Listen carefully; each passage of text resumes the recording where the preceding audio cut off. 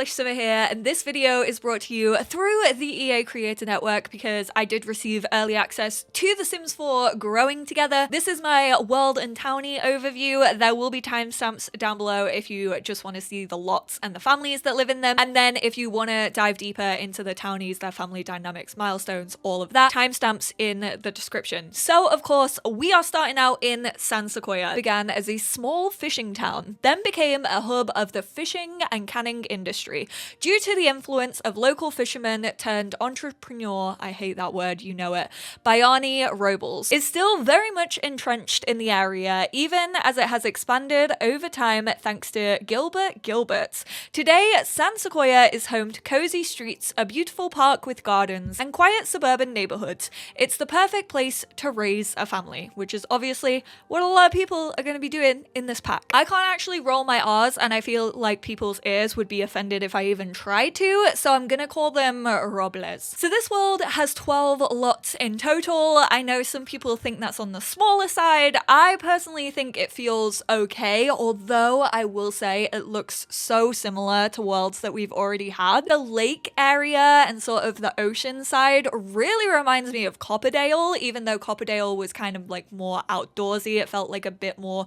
Granite Falls, whereas this definitely, to me, personally feels like an extension of Newcrest. I've seen a lot of people comparing it to Willow Creek as well, which, like, I get that they want to build on the base worlds, but it honestly feels so samey by this point. I think there are so many gorgeous locations they could base a world off. Also, there are no sequoias. There is one, like, cut down one. I just thought I would throw it out there for those of you who are expecting more of a foresty world. That is not the case. Deforestation and gentrification has happened. Gonna start off at the top of the map. So this is actually Anchorpoint Wharf. Like I said, there are 4 lots in total. There are 3 30 by 20 lots and then 1 50 by 40 lot. This is where you will find the library, which is actually one of the 30 by 20 lots. There is an empty residential, which is also 30 by 20, and then there is a rental lot, which honestly, I kind of wish that they didn't just throw a rental lot in every world. Like, I understand it for some worlds,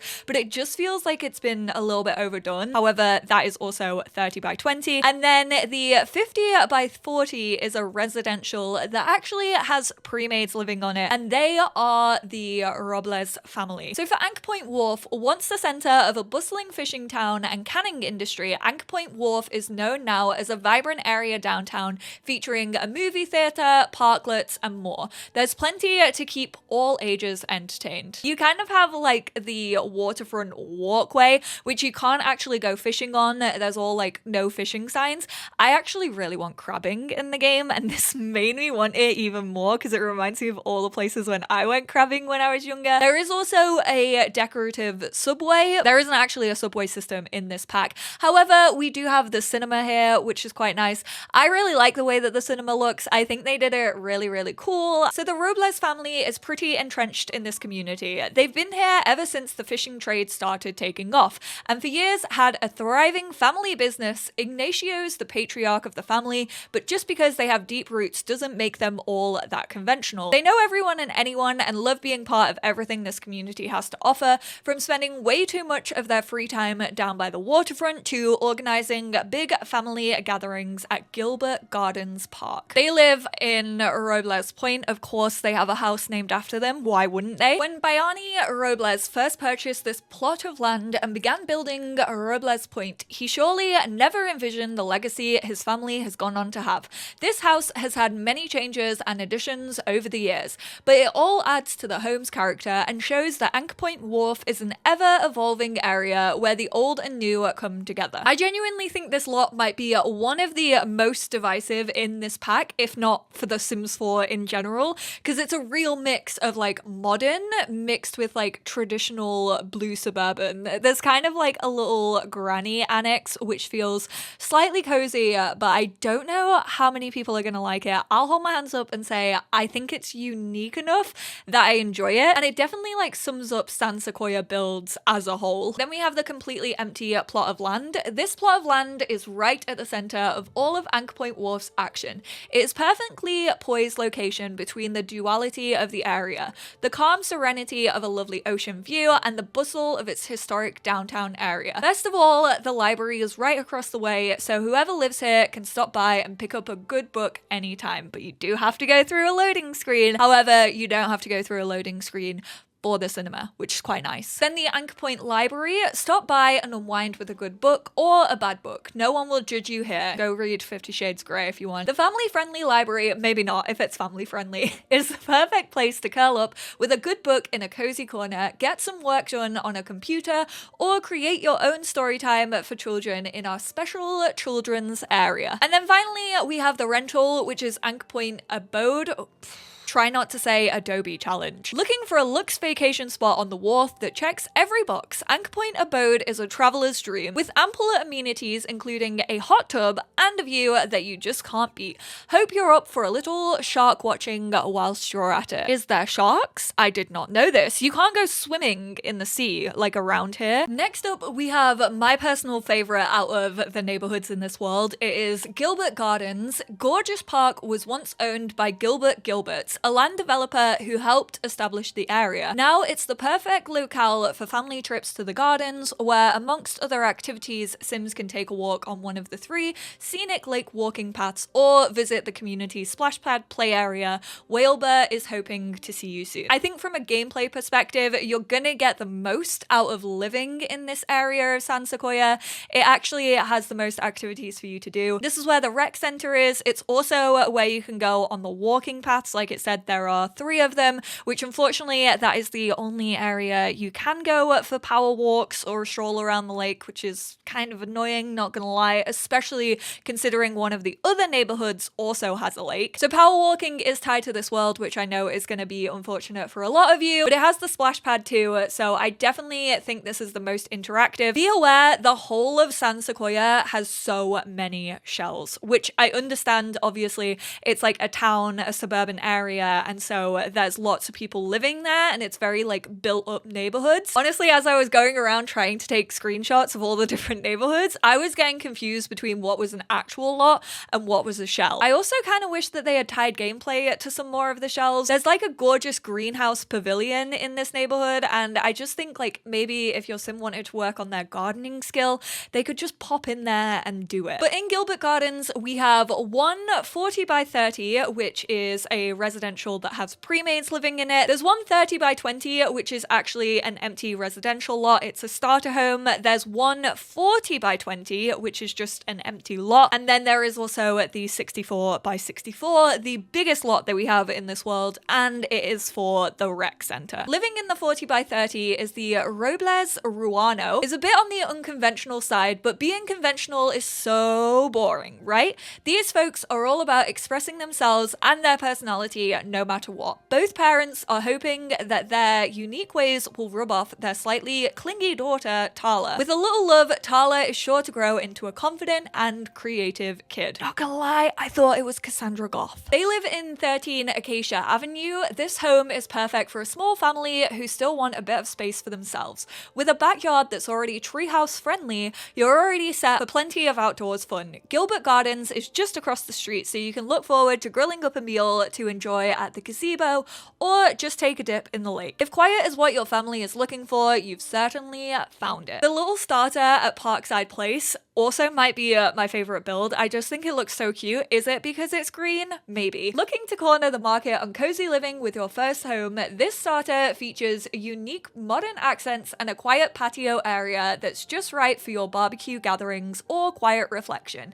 You won't be in the thick of noise of people in this neighborhood, but you'll still have plenty of activity around you at Gilbert Gardens. Not gonna lie, I do think the empty lot is a little bit weird here, especially for like family living, because there's sort of a road that loops all the way around it. If this was in the UK, that would just be a green and no one would be able to build on it, but it's right opposite the splash park, and like I said, you've got the lake as well. It's 18 Celebration Way. This lot's perfectly situated, I disagree, at the edge of Gilbert's Gardens with the Celebration Center close by. There's no such thing as a bad view here. You have the lake in one direction and the bay in another. And finally, the rec center, which is known as the celebration center. This is actually super light, airy, very, very modern. That's another thing I will say about San Sequoia.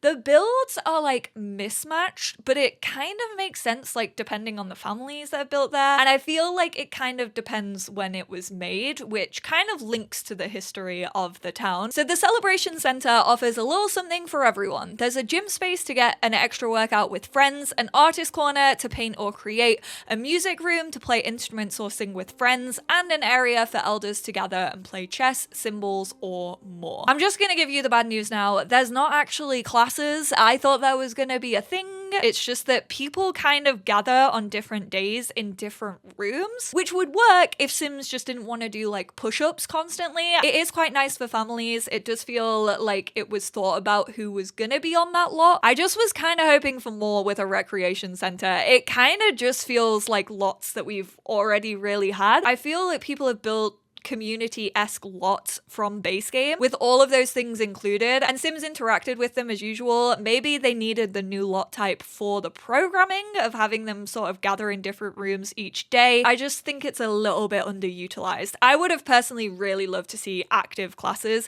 especially for like hobbies. And finally, we have the classic suburbia of San Sequoia. Hopewell Hills is a cozy spot away from the hustle and bustle of town. The perfect place for anyone who wants, well, space. If the suburbs of your idea of paradise, you've found it here in this quiet neighborhood. I feel like this is probably the area that we've seen the most. I feel like this is where they really focused the live stream. This is also where the Michelsons live, who we are most familiar with in this pack. And Hopewell Hills is made up of one 50 by 40 lot. That's actually where the pre-mades, the Michelsons, live. And then you have three 30 by 20 lots, which are all residential. One is actually completely empty. One is a empty starter home, and then the other is made up of another pre-made family. Starting off with the Michelson family, Celeste and Christopher met working at the same startup. They couldn't believe how much they had in common when they first went out for coffee together. After they got married, they adopted Atlas and promptly began spoiling him rotten. Now they've also adopted Orion and are hard at work raising two kids to be just as nerdy as they are, which I love. However, I will say Grandpa that you saw in the trailer actually isn't in the world at all. He'll probably be uploaded to the Maxis gallery, so they don't really have any extended family. They live at 7 Eucalyptus Lane. Between the gorgeous bay views and the beautiful tree-lined streets in this neighborhood, this house has a lot to offer. A growing family looking for a more upscale feel to things. Enjoy spacious living inside or take the fun outside in the large, well-appointed yard with plenty of fun for any family member to do. But if you're looking for even more opportunities to get in touch with nature, a park with a small pond is nearby. The empty lot, 23 Eucalyptus Lane, located in a quiet neighborhood, this lot boasts a lovely view of the marina and bay shoreline. A small park with fishing, a pirate ship placer, and a unique monument is only a stone's throw away. Then we have the Lana Sullivan family, a little unusual. Carmine's dad died in a tragic cooking accident, and her mum needed help. So Grandma Eleanor moved in to be the grandma in charge-ish, except Grandma's just as silly as Carmine is. They live in 36 Biani Place. This modern addition to the neighborhood has a lot of curb appeal and plenty to love on the inside too. Nested within the suburban tree-filled neighborhood that was developed originally by Gilbert, 36 Biani Place has Dream Home written all over it. The street name itself is a homage. I literally looked up how to say his name, and I think I've said it 600 different ways. His statue is located within the adjacent park. And then finally you have Sequoia Cottage. This is the one that I actually moved my Sims into. I will say I like the look of this lot. It feels quite roomy for a starter home. The only thing is, when you're playing from the front, it has these like two empty spaces next to it, and the walls kind of don't like fully cut away. This cozy starter is tucked away in Hopewell Hills' spacious, breezy suburban neighborhood. With ample yard space available, there's room for plenty of outdoor entertaining. But if all of that space isn't enough, there's literally a small park and a fishing pond right next door. And then on the marina again, this is kind kind of where I wish they had used rabbit holes a little bit more. There's like a cute little restaurant, but you can't actually like attend it. I just think it would have been nice for like little date nights, maybe if you do have family or a family friend staying over looking after the kids, and then the grown-ups can go for a nice meal on the marina. Let's actually take a dip into the scalding hot tea that we have within San Sequoia though when it comes to townies. This is Ignacio. He's obviously the patriarch of the Robles family. And then if you open up a Sim's profile, you can see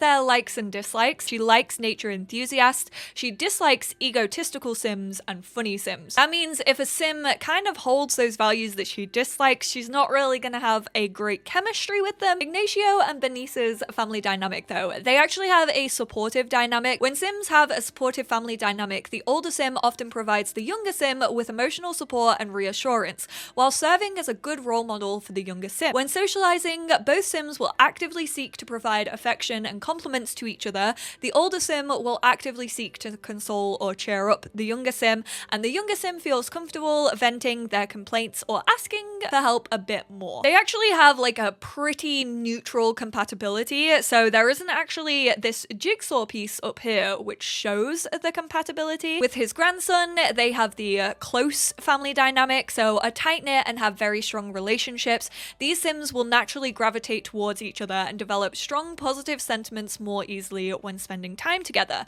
When socializing, they will share deep thoughts with each other more often. And he actually really likes funny Sims and romance enthusiasts. Ooh, he also dislikes flirtation though. So maybe he's just like a little hopeless romantic. I actually don't know any of these Sims romance labels, so that's gonna be interesting to discover whilst I'm doing like my Let's Play. We obviously have the son-in-law, Ian. They actually have like neutral compatibility. They also don't have any social dynamic. Even though they live together, they're only acquaintances. And then Jay, who actually lives in another household, is Ignacio's son. As you can see from the little puzzle piece, they have good compatibility. Hey, not bad. Based on their preferences, these Sims have pretty good compatibility. They might not become best friends instantly, but it certainly won't be a challenge for them to get along. They once again have the supportive family dynamic, although he doesn't actually know Dolly. And then obviously Tala is his granddaughter. They once again are close. Ian doesn't have any specific compatibility with anyone, but him and Aurelio actually have a permissive family dynamic, tend to let things slide when the younger Sim gets into a bit of trouble. He's the pushover.